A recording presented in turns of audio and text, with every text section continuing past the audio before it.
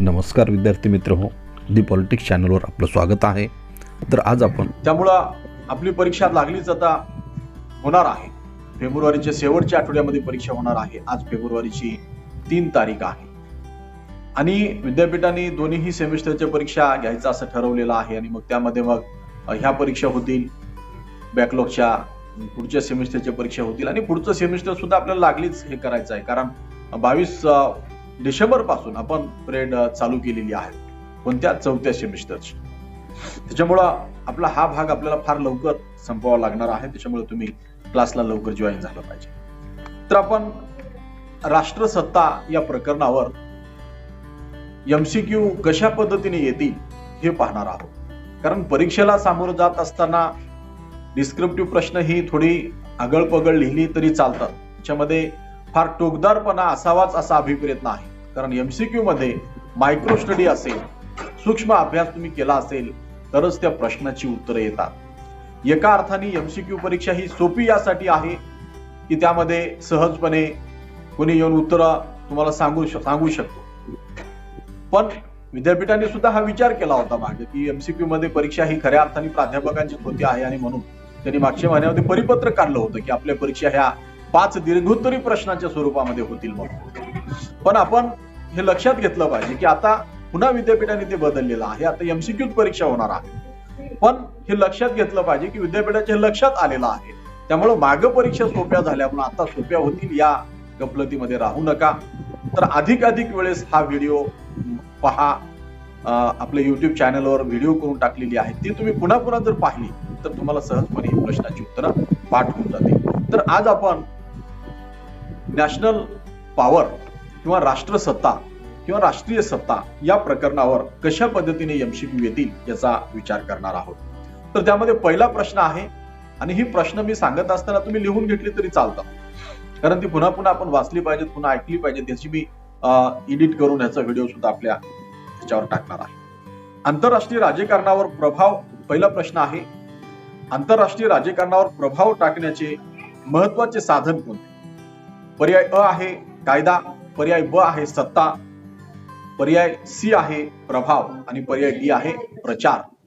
आणि या प्रश्नाचं उत्तर आहे पर्याय बी, सत्ता, पॉवर। दुसरा प्रश्न आहे, राष्ट्रीय सत्तेची निर्मिती करता येत नाही, ते आपोआप निर्माण होते असे कोणी म्हटले आहे?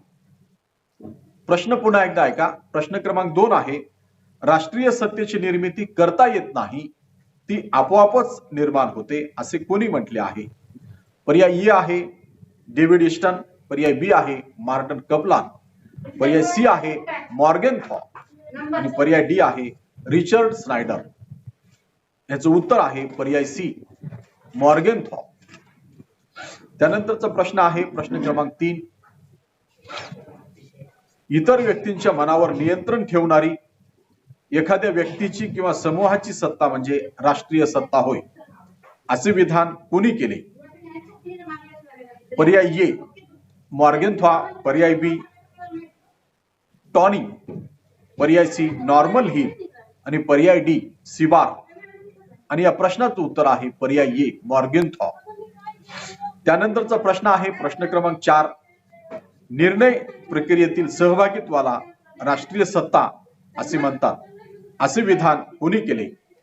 पर्याय ए आहे स्नायडर, पर्याय बी आहे बर्ट्रांड रसेल आणि पर्याय सी आहे लासवेल आणि अब्राहम लिंकन आणि पर्याय डी आहे कॉन्डोर्स। आणि या प्रश्नाचं उत्तर आहे लासवेल आणि अब्राहम। प्रश्न क्रमांक आहे 4, अनपेक्षित परिणाम घडून आणणारी क्षमता म्हणजे सत्ता होय हे मत कोणाचे आहे? पर्याय ए आहे कार्ल लुईस, पर्याय बी आहे मॉर्गनथॉ आणि पर्याय सी आहे डेव्हिड ईस्टन आणि पर्याय डी आहे बर्ट्रांड रसेल। आणि या प्रश्नाचं उत्तर आहे पर्याय डी बर्ट्रांड रसेल। त्यानंतरचा प्रश्न आहे, इतरांवर स्वतःची इच्छा लादण्याची क्षमता म्हणजे सत्ता होय असे विधान कोणी केले? प्रश्न क्रमांक 6 आहे, इतरांवर स्वतःची इच्छा लादण्याची क्षमता म्हणजे सत्ता होय असे विधान कोणी केले? पर्याय अ आहे नॉर्मन हिल, पर्याय बी आहे रुसो, पर्याय सी आहे स्वांझेनबर्ग आणि पर्याय डी आहे प्लेटो आणि याचं उत्तर आहे स्वांझेनबर्ग. स्वांझेनबर्ग. प्रश्न क्रमांक आहे 7. सत्ता म्हणजे संघर्षात अस्तित्व टिकवण्याचे कुवत आणि अडचणीवर मात करणे होय. हे मत कोणाचे आहे? पर्याय अ आहे, पर्याय ई आहे जोसेफ फ्रँकेल, पर्याय बी आहे कार्ल डुईश, पर्याय सी आहे फर्नॉन डायक आणि पर्याय डी आहे मॉर्टन कपलान. आणि या प्रश्नाचे उत्तर आहे कार्ल डुईश. प्रश्न क्रमांक आहे 8. प्रश्न क्रमांक 8 लिहून घ्या आणि लक्षपूर्वक ऐका. ऐकू आलं नाही तर पुन्हा एकदा मी वाचून दाखवेन. सत्तेच्या संकल्पनेत प्रभाव, शक्ती व क्षमता याचा समावेश केला आहे असे कोणी म्हटले? सत्तेच्या संकल्पनेत प्रभाव, शक्ती, क्षमता यांचा समावेश केला आहे असे कोणी म्हटले? पर्याय ए मॉर्गेनथॉ, पर्याय बी रिचर्ड स्नायडर, पर्याय सी पामर व पर्किन्स आणि पर्याय डी आहे लासवेल. आणि या प्रश्नाचं उत्तर आहे पर्याय सी पामर व पार्किन्स. प्रश्न क्रमांक आहे 9. विशिष्ट समुदायात श्रेष्ठत्व प्राप्त करण्याच्या दृष्टीने उपजत असलेली किंवा प्राप्त केलेली क्षमता म्हणजे सत्ता होय. हे विधान कोणाचे आहे? प्रश्न क्रमांक 9 लक्षपूर्वक ऐका. विशिष्ट समुदायात श्रेष्ठत्व प्राप्त करण्याच्या दृष्टीने उपजत असलेली किंवा प्राप्त केलेली क्षमता म्हणजे सत्ता होय. हे विधान कोणाचे आहे? पर्याय ई आहे बर्टॉल्ड रसेल, पर्याय बी आहे मिचेल, पर्याय सी आहे R.H. टॉनी आणि पर्याय डी आहे स्प्राउट. आणि या प्रश्नाचं उत्तर आहे पर्याय बी मिचेल. प्रश्न क्रमांक आहे 10. एक व्यक्ती वा गट जेव्हा स्वतःच्या इच्छेनुसार इतरांच्या कृती निर्धारित करतो तेव्हा त्यांच्यातील संवाद म्हणजे सत्ता होय असे मत कोणी व्यक्त केले? पर्याय ए आहे हॉफमन, पर्याय बी आहे नॉर्मन हिल, पर्याय सी आहे डेव्हिड ईस्टन आणि पर्याय डी आहे क्विन्सी राईट. आणि या प्रश्नाचं उत्तर आहे पर्याय सी डेव्हिड ईस्टन. त्यानंतरचा प्रश्न आहे प्रश्न क्रमांक 11. विद्वानांनी कशास सत्तेचा खेळ अशी उपमा दिली? पर्याय अ आहे समाजकारण, पर्याय ब आहे राजकारण आणि पर्याय क आहे अर्थकारण आणि पर्याय ड आहे प्रभाव. आणि या प्रश्नाचं उत्तर आहे पर्याय ब राजकारण.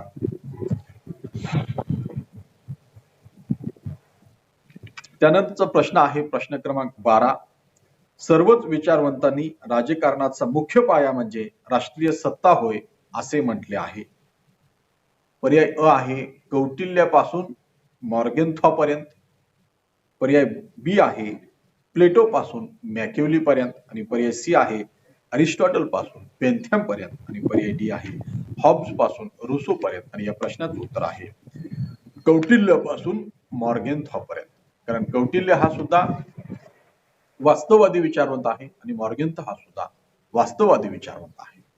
कौटिल्याने दंडसत्ता सांगितली, कूटनीती सांगितली, परराष्ट्र धोरणामध्ये जगाच्या राजकारणामध्ये जो पॉवरफुल राष्ट्र आहे त्याची सत्ता चालते असं कौटिल्य म्हणाला. आणि तोच विचार पुढे पॉलिटिकल अमंग नेशन या ग्रंथामध्ये मॉर्गेनथॉनी पुढे चालवलेला आहे. म्हणून मॉर्गेनथॉचा जो आंतरराष्ट्रीय संबंधाच्या अभ्यासाचा वास्तववादी दृष्टिकोन आहे तो आपण सत्तावादी दृष्टिकोन म्हणून अभ्यासत असतो. आणि म्हणून या प्रश्नाचं उत्तर आहे कौटिल्यापासून ते मॉर्गेनथॉ पर्यंत. त्यानंतरचा प्रश्न आहे प्रश्न क्रमांक 13. राजकारणातील मूलभूत घटक कोणता? पर्याय ए आहे प्रभाव, पर्याय बी आहे प्रचार, पर्याय सी आहे सत्ता आणि पर्याय डी आहे राजनय. राजकारणातील मूलभूत घटक कोणता? आणि याचं उत्तर आहे पर्याय सी सत्ता, पॉवर. त्यानंतरचा प्रश्न आहे प्रश्न क्रमांक 14. राष्ट्रीय हित हे परराष्ट्र धोरणाचे आरंभस्थान असते असे मत कोणी मांडले? पर्याय ए आहे मॉर्गनथॉ, पर्याय बी आहे नॉर्मन हिल, पर्याय सी आहे हेगेल आणि पर्याय डी आहे थॉमस ग्रीन. आणि या प्रश्नाचं उत्तर आहे पर्याय बी नॉर्मन हिल. राष्ट्रीय हित हे परराष्ट्र धोरणाचे आरंभस्थान असते असे नॉर्मन हिलनी म्हटले आहे. आलं का लक्षात? त्यानंतरचा प्रश्न आहे प्रश्न क्रमांक 15. राष्ट्रीय सत्तेचे मृत घटक कोणते? नंबर 1 भौगोलिक घटक, नंबर 2 लोकसंख्या, नंबर 3 शस्त्रसाठा आणि नंबर 4 लष्करी सामर्थ्य. आता याचे पर्याय पहा. पर्याय ए आहे 1 व 4, पर्याय बी आहे 2 व 3, पर्याय सी आहे 1, 3 व 4 आणि पर्याय डी आहे वरील सर्व. आणि या प्रश्नाचं उत्तर आहे वरील सर्व. राष्ट्रीय सत्तेचे मृत घटक कोणते? भौगोलिक घटक, लोकसंख्या, शस्त्रसाठा आणि लष्करी सामर्थ्य ही सगळी मृत घटक आहेत. त्यानंतरचा प्रश्न आहे प्रश्न क्रमांक 16. राष्ट्रीय सत्तेचे अमूर्त घटक कोणते? नंबर 1 आहे राष्ट्रीय चारित्र्य, नंबर 2 आहे विचार प्रणाली आणि नंबर 3 आहे मनोबल, नंबर 4 आहे नीतिमत्ता.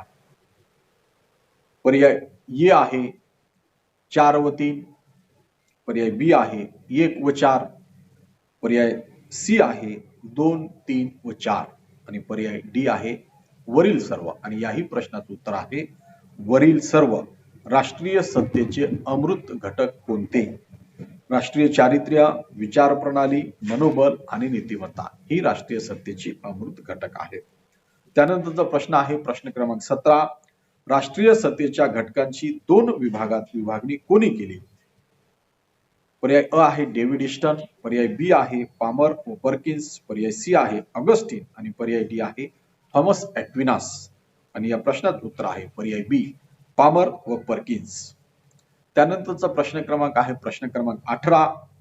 राष्ट्रीय सत्तेचे स्थायी घटक आणि अस्थायी घटक असे विभाजन कोणी केले? पर्याय ए आहे मॉर्गनथॉ, पर्याय बी आहे लासवेल, पर्याय सी आहे हेगेल आणि पर्याय डी आहे जॉन लॉक. आणि या प्रश्नाचं उत्तर आहे पर्याय ए मॉर्गनथॉ. त्याच्यानंतरचा प्रश्न आहे प्रश्न क्रमांक 19. Relation of nation, relation of nations हा ग्रंथ कोणाचा आहे? पर्याय ए आहे मिचेल, पर्याय बी आहे प्रोफेसर हरिमन आणि पर्याय सी आहे हॉम्स आणि पर्याय डी आहे थॉमस ग्रीन. आणि या प्रश्नाचं उत्तर आहे प्रोफेसर हरिमन. प्रश्न क्रमांक आहे 20. राष्ट्रीय सत्तेच्या नैसर्गिक घटकात कोणत्या घटकांचा समावेश होतो? पर्याय ए आहे भूगोल, पर्याय बी आहे नैसर्गिक व खनिज संपत्ती, पर्याय सी आहे लोकसंख्या आणि पर्याय डी आहे वरील सर्व. प्रश्न लक्षपूर्वक ऐका. राष्ट्रीय सत्तेच्या नैसर्गिक घटकात कोणत्या घटकांचा समावेश होतो? भूगोल हा नैसर्गिक घटकच आहे. नैसर्गिक साधन संपत्ती हा सुद्धा नैसर्गिक घटक आहे आणि लोकसंख्या ही सुद्धा नॅचरल आहे. त्याच्यामुळे वरील सर्व हे याचं उत्तर आहे. तर अशी आपण 20 प्रश्न पाहिलेली आहेत. बाकी प्रश्न आपण पुढच्या तासामध्ये पाहू. पण ते वेळ संपत आला. आज आपण इथेच थांबू. चॅनलला लाईक, शेअर, सबस्क्राईब करा. धन्यवाद विद्यार्थी मित्र.